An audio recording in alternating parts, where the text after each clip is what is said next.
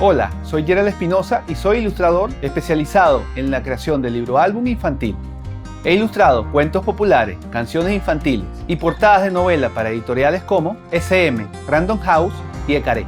Además, soy autor integral de mis propios libros y he sido galardonado por el catálogo Iberoamérica Ilustra.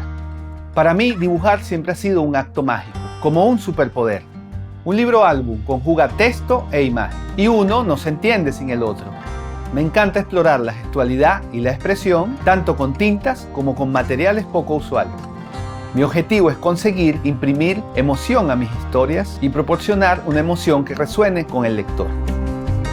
En este curso de doméstica aprenderás técnicas narrativas de dibujo artístico que atraigan a cualquier lector.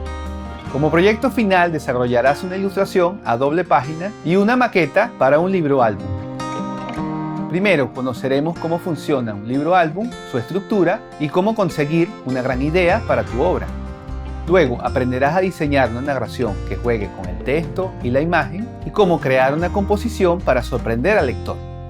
Más tarde veremos cómo sacar expresividad a la tinta y cómo trabajar con el acrílico. También exploraremos técnicas mixtas y materiales no convencionales.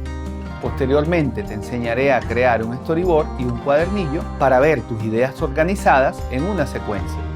Aprenderás a hacer un boceto como base para tu doble página ilustrada. Por último, te mostraré cómo armar la maqueta de tu libro álbum y te daré consejos para publicar tu obra.